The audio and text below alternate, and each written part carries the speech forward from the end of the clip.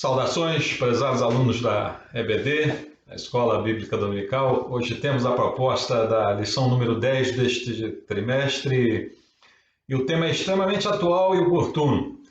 Fala das famílias em Jerusalém durante a reconstrução dos muros sob a liderança de Neemias. Como vimos em outras lições, os muros precisavam ser reconstruídos para oferecer segurança aos habitantes da cidade. As casas e o templo já haviam sido concluídos, mas não se podia ter qualquer tesouro no templo por conta da insegurança promovida por falta de um bloqueio físico, de uma barreira física que impedisse a infiltração de inimigos.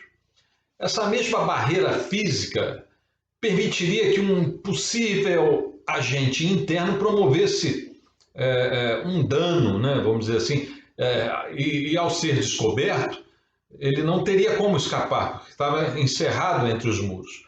Os muros seriam como uma vacina contra os inimigos externos e internos. Hoje, nossa barreira física são as máscaras que usamos para não recebermos a invasão do vírus por alguém contaminado ou, caso estivermos contaminados, evitarmos contaminar alguém. Pois bem, na lição de hoje veremos que espiritualmente também devemos ter barreiras, não somente físicas, mas principalmente espirituais, para evitar que sejamos contaminados pelo pecado e também, havendo algum pecado em nós, que possamos contê-lo até que seja identificado e expurgado pela ação do Espírito Santo, promovendo a nossa santificação. Para erguermos esse bloqueio, essa barreira espiritual, é necessário que utilizemos dos mesmos métodos que foram usados na construção dos muros de Jerusalém, nas construções das barreiras físicas, e são eles trabalhar e vigiar. Esse é o tema de nossa lição de hoje. E a base de fundamentação é extraída na leitura do livro de Neemias, capítulo 4, de 13 a 18, que vamos ler agora. Então pus guardas nos lugares baixos por detrás dos muros e nos altos, e pus ao povo pelas suas famílias, com as suas espadas, com as suas lanças e com os seus arcos. E olhei e levantei-me e disse aos nobres, aos magistrados e ao restante do povo: não os temais. Lembrai-vos do grande e terrível Senhor e pelejai pelos vossos irmãos, vossos filhos, vossas mulheres e vossas casas.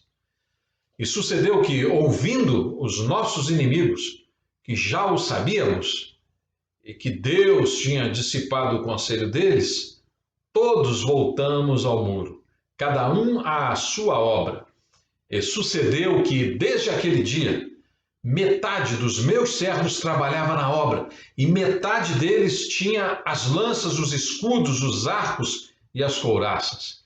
E os líderes estavam por detrás de toda a casa de Judá. Os que edificavam o muro, os que traziam as cargas e os que carregavam, cada um com uma das mãos fazia a obra, e na outra tinha as armas.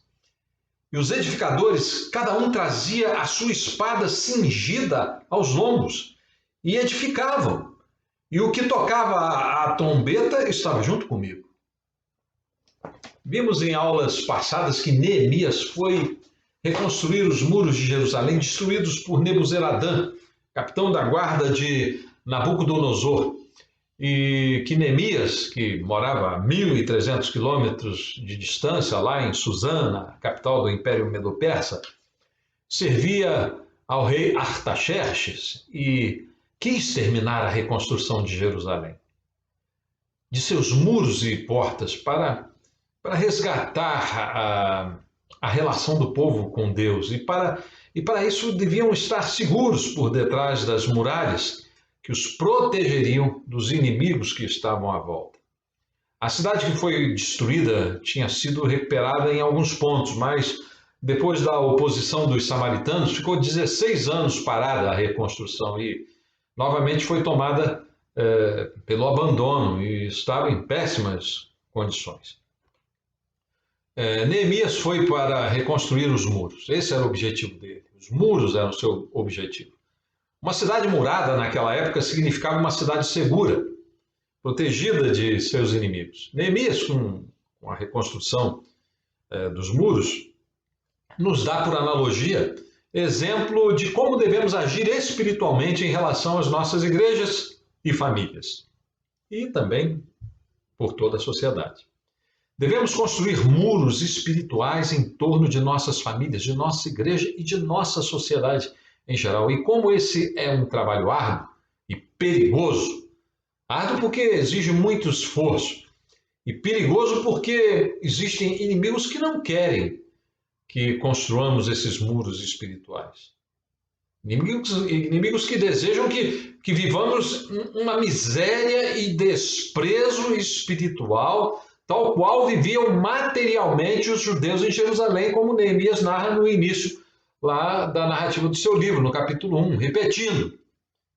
Tal como os samaritanos que estavam à volta da cidade sem muros, existem inimigos que não querem que construamos estes muros espirituais, que desejam que a gente continue vivendo na miséria e desprezo espiritual, tal qual viviam materialmente os judeus em Jerusalém.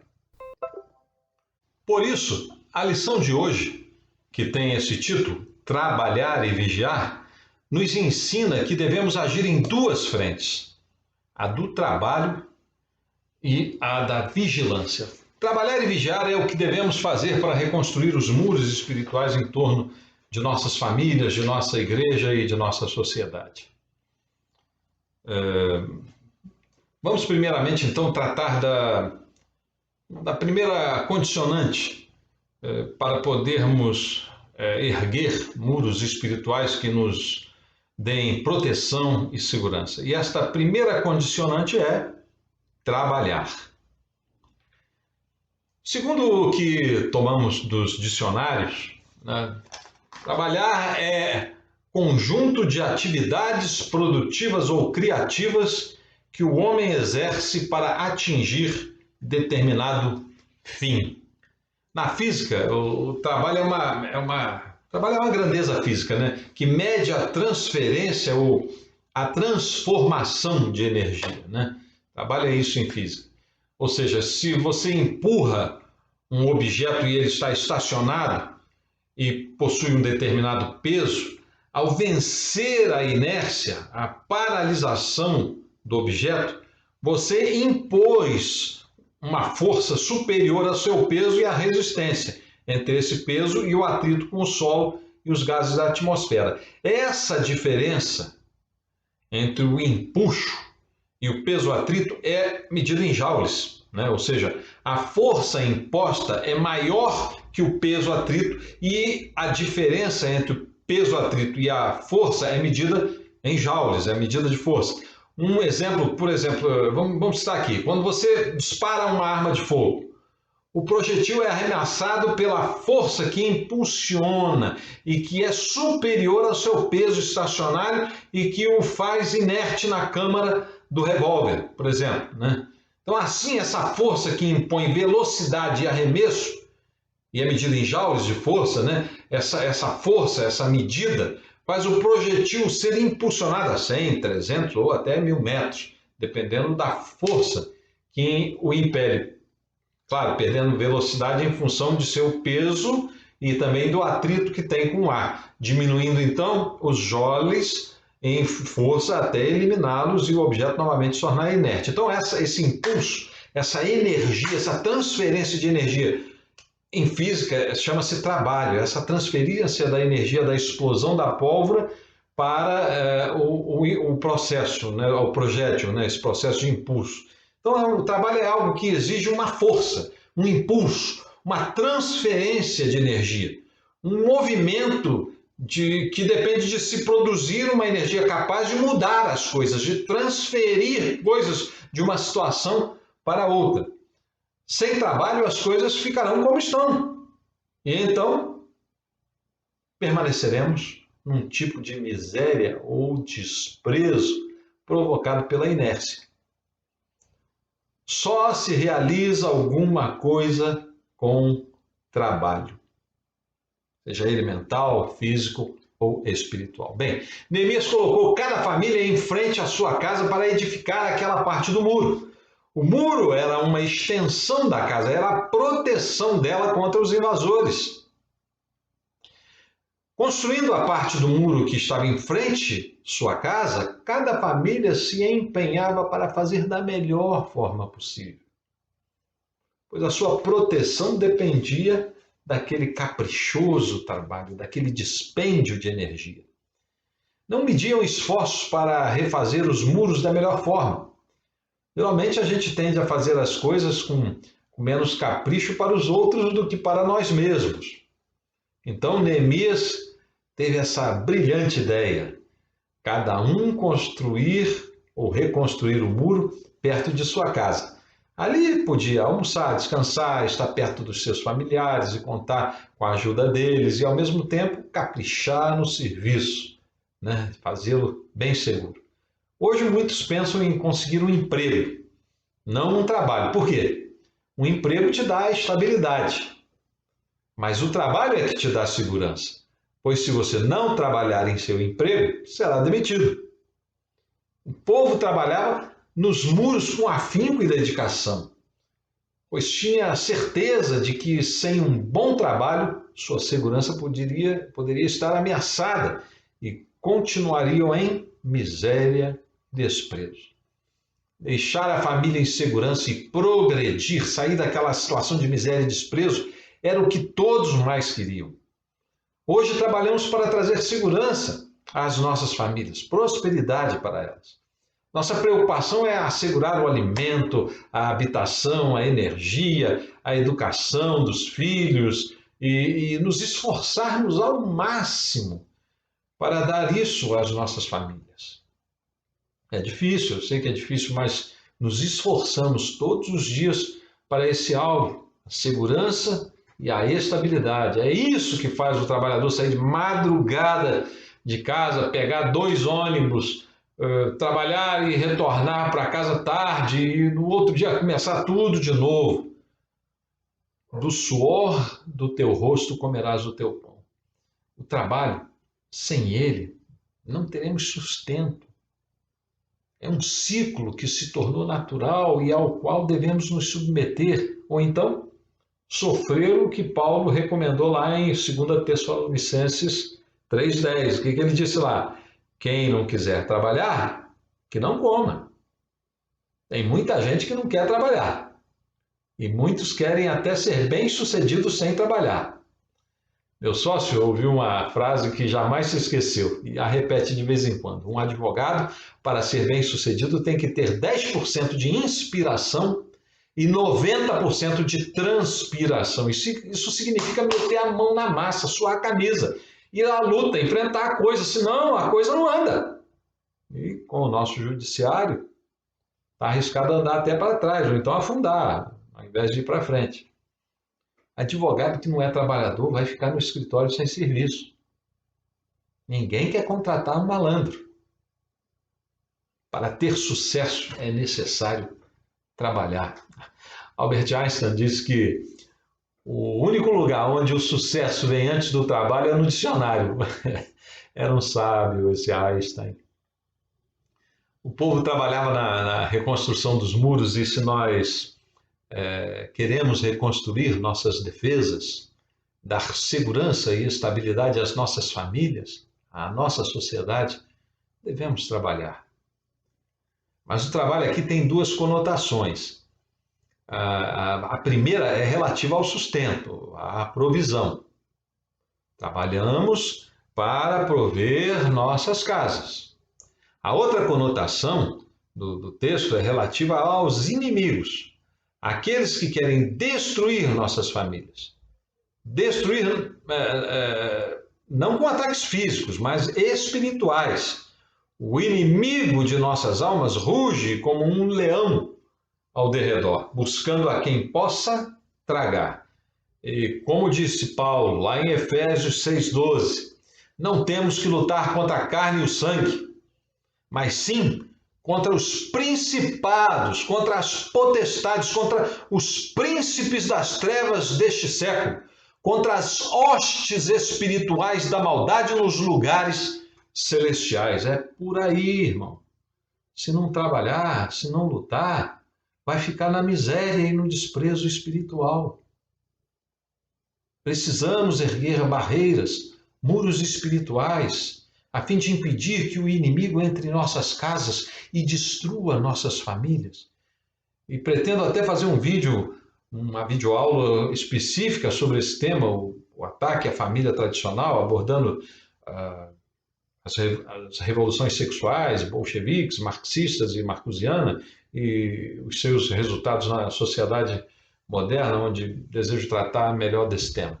Mas hoje trataremos da relação entre o exemplo e recomendação de Neemias para evitar que o inimigo destrua nossas famílias, e em seu exemplo vemos que é importante trabalhar na causa do Senhor.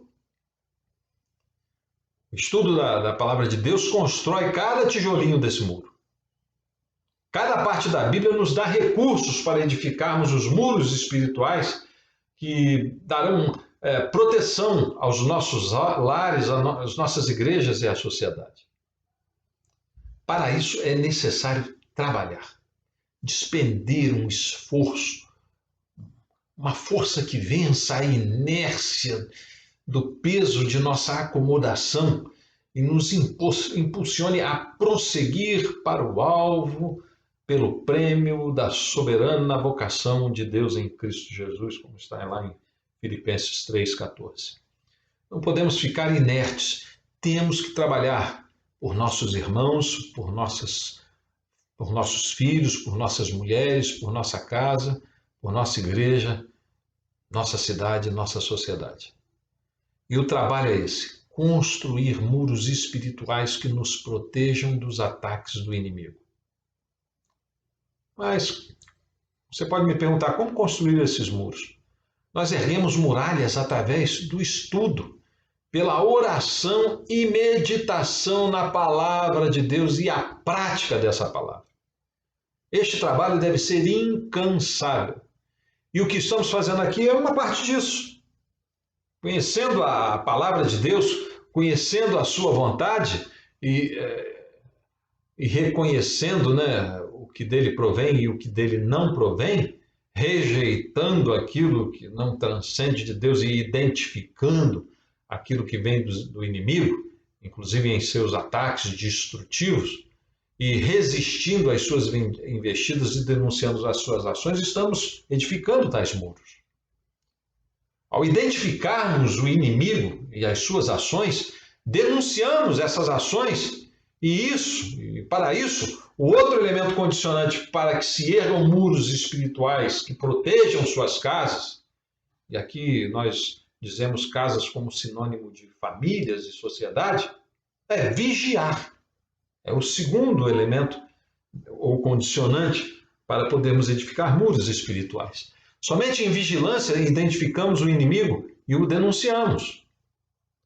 Um amigo e irmão em Cristo, que participou da guerrilha contra os militares durante o período da ditadura militar, em setembro de 1968, tomou parte de um audacioso plano de assaltar o núcleo de armamento bélico do quartel do Exército em Juiz de Fora, Minas Gerais. Eles estudaram tudo a fim de roubar armas e munições para a guerrilha. Fizeram algumas campanas e, num determinado dia, às 3 horas da madrugada, renderam e imobilizaram as 2 sentinelas do portão do quartel. Entraram, desmontaram uma janela do galpão de armas, material bélico, e começaram a roubar os fuzis FAL e as munições, levando para uma caminhonete que foi roubada um dia antes. Um sentinela interno gritou alto Identificação. Repetindo a ordem mais 2 vezes e sem a resposta, o sentinela não hesitou, começou os disparos, iniciando um intenso tiroteio. 2 dos guerrilheiros foram atingidos. O plano de invasão e assalto se frustrou. Esse amigo meu foi o único que conseguiu fugir. Os demais foram presos e 2 deles morreram no assalto lá no local. Ele fugiu pelas bordas da estrada de ferro Belo Horizonte, Rio de Janeiro, ficando um dia inteiro escondido no mato, morrendo de fome e sede. E depois caminhou durante 3 dias, sempre à noite, pelas margens da rodovia até a cidade de Santos Dumont, uma cidade a 40 quilômetros de Juiz de Fora. Nesse período ele pedia pousada e alguma comida e tomava um banho em sítios da região em troca de algum trabalho. Ele conhecia bem os mineiros, né? Mentindo de que estava pagando uma promessa. Aí, em contato com uma célula de lá, ele conseguiu ir até Barbacena, onde ele ganhou uma passagem para Belo Horizonte, e em outra célula de BH, conseguiu ir até Salvador, na Bahia, onde ficou escondido um tempo, depois retornou para um isolamento lá, para um esfriamento lá em Campo Grande, no Rio de Janeiro, sua cidade natal. Tudo isso está narrado em seu livro Rendição Incondicional, onde conta sua atividade subversiva e a ação de Deus em sua vida naqueles dias de terror. Uma vida que destruiu seus muros ateístas e marxistas, construiu outros muros espirituais que hoje o tornam membro ativo da Igreja Presbiteriana Central de Nova Friburgo, né, aqui do meu querido amigo e pastor Luiz Gustavo, e também hoje é o nosso presidente fundador dos Águias de Cristo Motoclube Brasil. Esse terrorista virou presidente fundador do Águias de Cristo, talvez o maior motoclube evangélico do mundo, do qual tem a honra de fazer parte. Não fosse o atento sentinela, aquele quartel teria fornecido armas para o inimigo. Quem vigia tem que estar atento para denunciar, declarar o perigo em tempo hábil, tempo capaz de produzir uma resposta eficaz ao perigo. Como me disse Hernani, esse guerrilheiro, os sentinelas do portão não estavam vigiando, pois estavam trabalhando. Não estavam trabalhando, né? Eles estavam apenas passando as horas, não estavam nem vigiando nem trabalhando. Estavam distraídos ali, descontraídos. Não acreditavam no perigo. E foram facilmente abordados e presos. Eles poderiam ser sorrateiramente mortos a facadas se oferecessem a menor resistência. Eles não queriam fazer disparos para chamar a atenção. Os rapazes poderiam estar mortos. O trabalho faz simultaneamente emergir, então, a vigilância, pois o trabalho certamente produzirá pelos opositores, inimigos, ou mesmo outros elementos impeditivos e alheios à vontade humana, né? Coisas que a gente não conta, sentimentos de inveja, temor ou ambição. Vigiando é possível identificar os perigos e tomar a medida necessária para dissipá-los em tempo hábil, oportuno. Uma máxima, então, podemos tirar que o trabalho, por ser um fenômeno físico e social, é resultado de uma ação que visa mover algo estático em sua inércia por uma medida de força, e tal ação provoca uma reação. Na física, a resistência da inércia, e na sociedade, a atenção de outros que podem aplicar uma resistência pelos mais comuns dos motivos. A perda ou perspectiva de poder, né, sobre o espaço que você está ganhando. Quando avançamos espiritualmente, o inimigo de nossas almas perde espaço e tenta resgatá-lo. Por isso devemos trabalhar e vigiar. Este sentimento dominou os samaritanos. E ainda hoje o mesmo sentimento domina os homens. Se você trabalha, seu possível resultado é entendido como perda de resultado para aquele que exerce ou não o mesmo trabalho. Ele teme perder um espaço que é ou poderia vir a ser dele. Quando você ergue muros, você tira a possibilidade potencial de outros tomarem conta daquele espaço protegido. Atualmente, se você ergue muros espirituais, o inimigo entenderá assim também, seja ele um inimigo humano ou não. tua força espiritual significa a perda de espaço espiritual para o inimigo, ainda que esse espaço não tenha sido conquistado por ele. E ainda mais, significa a possibilidade do inimigo perder outros espaços já conquistados. A sua prosperidade pode significar a subjugação de seu inimigo. Por isso, devemos e temos que vigiar. Neemias enfrentou violenta oposição por causa da reconstrução dos muros. E dentro deste cenário, ele recomendou aos trabalhadores o quê? Trabalhar e vigiar. Ele apresentava a recomendação de eliminar o efeito surpresa do inimigo, que mesmo que não impeça o ataque do inimigo, tirará dele esse importante elemento, que é a surpresa. Foi o que o Hernani perdeu com os seus guerrilheiros. Nos dias de hoje, devemos estar completamente alertas para os ataques inimigos.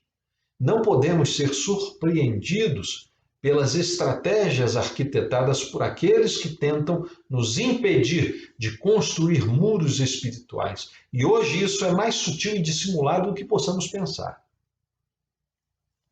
O verso 14 diz que Neemias instruiu o povo da seguinte maneira, vou repetir: não os temais, lembrai-vos do grande e terrível Senhor e pelejai pelos vossos irmãos, vossos filhos, vossas mulheres e vossas casas. Inicialmente, ele nos encoraja dizendo que não devemos temer os inimigos, bastando que lembremos do grande e terrível Senhor que temos. Aquele Deus que fizera tantas maravilhas e que ainda podia fazer, e certamente faria se o povo estivesse fazendo a sua vontade, cumprindo seus propósitos.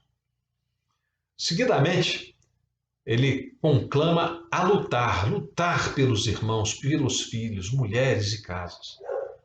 Que nada mais é que lutar por sua família. A palavra lutar significa enfrentar corpo a corpo um adversário visando obter o quê? Vitória. Ninguém luta para perder. Nisso não adianta a gente esperar que outros lutem por nós. Neemias nos chama a combater corpo a corpo, alma a alma, espírito a espírito. A luta é nossa, é minha, é sua. Não podemos nos afastar da peleja, nos esconder. Esse tipo de luta é pessoal, não podemos ser covardes. Quando Neemias estimula a lutar pela família, e não somente por si mesmo, não é uma mera atitude motivacional, mas uma realidade que quer dizer que você tem que lutar por quem você ama. Se você não lutar, estarão em perigo. Você poderá inclusive, perdê-los. Hoje o conceito e a aplicação são os mesmos. A família está sob ataque. Isso é inegável. Vemos aí todos os dias. O modelo de família patriarcal está sob severo ataque. E mesmo a família, sob qualquer forma, está sob ataque. Um rápido resumo de fatos e pensamentos filosóficos, políticos e sociais, podemos dizer que a família é a célula máter de qualquer sociedade. E isto está consagrado, inclusive, em nossa Constituição Federal. Tão atacada por quem faz, por quem fiscaliza e quem executa as leis. Incrível isso, né? E a sociedade humana nisso consagra tal afirmação de que ela é a célula máter pela relação histórico-antropológica e nos termos bíblicos também, os quais norteiam a cultura e os costumes judaico-cristãos. A família é uma invenção divina, não é uma invenção humana. E por isso ela é imutável e permanente. Vemos desde o livro de Gênesis um esforço para o homem adulterar sua forma inicialmente ordenada por Deus. Onde isso? Lá em Lameque, Gênesis 4:19. Lameque transgride a norma de Deus que diz que o homem deixará o seu pai e sua mãe, se apegará à sua mulher e com ela será uma única carne. Um projeto heterossexual e monogâmico narrado em Gênesis 2:24. Esse projeto está sob ataque. Lameque foi o primeiro a atacá-lo, foi um bígamo. Mesmo homens de Deus no futuro relaxaram em tal orientação e tomaram para si mais de uma mulher. todos eles enfrentaram terríveis consequências por causa disso. Também modificaram a natureza dessa relação e inflamaram-se em paixões carnais abomináveis, e de homens com homens e mulheres com mulheres, né, como está lá em Romanos 1, 21 a 32, ao que Paulo chamou de perversão e abominação. Né? Eu pretendo até ler com os irmãos esse trecho. Vejam só o que está escrito por Paulo em Romanos, capítulo 1. Porquanto, tendo conhecido a Deus, não o glorificaram como Deus, nem lhes deram graças. Antes, em seus discursos, se desvaneceram, e o seu coração insensato se obscureceu, dizendo-se sábios, tornaram-se loucos, e mudaram a glória do Deus incorruptível em semelhança de imagem de homem corruptível, e de aves, e de quadrúpedes, e de répteis. Por isso, também Deus os entregou às concupiscências de seus corações, à imundícia, para desonrarem seus corpos entre si, pois mudaram a verdade de Deus em mentira e honraram e serviram mais a criatura do que o Criador, que é bendito eternamente. Amém. Por isso, Deus os abandonou às paixões infames, porque até as suas mulheres mudaram o uso natural, no contrário à natureza.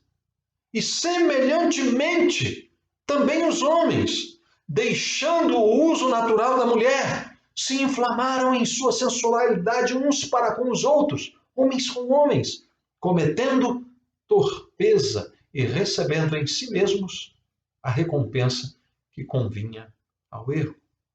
E com eles não se importaram de ter conhecimento de Deus, assim Deus os entregou a um sentimento perverso, para fazerem coisas que não convêm, estando cheios de toda a iniquidade, fornicação, malícia, avareza, maldade, cheios de inveja, homicídio, contenda, engano, malignidade, sendo murmuradores, detratores, aborrecedores de Deus, injuriadores, soberbos, presunçosos, inventores de males, desobedientes aos pais e às mães, nécios, infiéis nos contratos, sem afeição natural, sem misericórdia, os quais, conhecendo o juízo de Deus, que são dignos de morte os que tais coisas praticam, não somente as fazem, mas também consentem aos que as fazem. Hoje vivemos uma era de perversão jamais vivida em tanta intensidade na história da humanidade. Uma revolução cultural que busca a destruição da sociedade, iniciando pela destruição de quem? Da família. Uma revolução sexual foi intentada no século XVIII pelos intelectuais, pelas prostitutas e libertinos, né, lá na França, se aliaram para fazer uma revolução sexual, se levantando contra a conduta social vitoriana predominante e os conceitos morais cristãos, dos quais parte deles o próprio Marx abominava e que Stalin tratou até de extirpar de sua sociedade comunista na Rússia. Depois, com Freud, William Reich, seu aluno e posteriormente membro da Escola de Frankfurt, uma escola crítica ao marxismo-leninista que buscava resgatar nas propostas de Marx um novo modelo de sociedade comunista, com base no nihilismo e não no utopismo de Antônio Gramsci, né, que também propõe um resgate da sociedade comunista, mas Gramsci descobriu que o proletariado, né, de Marx, a classe que ele havia escolhido para tomar o poder, se tornou tão burguesa quanto a classe que combatia. E então Gramsci propõe então a classe dos estudantes e artistas como a nova classe substitutiva para promover a revolução social comunista. A Escola de Frankfurt também descobriu isso, né? Verificou que o proletariado se tornou burguês e também vê que Marx errou em relação a escolher o proletariado como classe a dominar a sociedade. Então, A escola de Frankfurt propõe o lupenproletariado como uma classe substitutiva, e o lupenproletariado nada mais é do que as massas de proscritos da sociedade. Quem eram esses? Eram os homossexuais, as prostitutas, os mendigos, os presos, os bêbados, os viciados, todos os rejeitados por Marx. Essa era a nova classe que poderia dominar o mundo. Essa revolução promovida pelos estudantes, artistas e escória da sociedade recebeu o nome de marxismo cultural pelos adversários do comunismo, né? E promoveram, inclusive, o resultado disso foi a Revolução Sexual da década de 60. E, na verdade, vemos que houve um certo sucesso nas propostas dessa promíscua revolução e hoje temos uma sociedade sob forte influência desses grupos que o próprio Marx abominava e que trata qualquer pensamento diferente como reacionário, fundamentalista, preconceituoso, de direita, etc, etc, etc. E a gente percebe isso quando a gente não vê filósofos que não sejam alinhados às ideias e ideais socialistas. Você me deu o nome de um. Os que são contrários a essas ideias são simplesmente proscritos, rechaçados, expulsos do colégio intelectual. No Brasil só se destaca quem é de esquerda.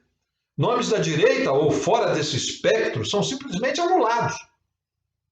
Olavo de Carvalho, filósofo e pensador brasileiro, é tratado como um lixo pela corte de sábios das universidades do Brasil. Só que ninguém dessas universidades quer debater com ele, senão passa vergonha, né?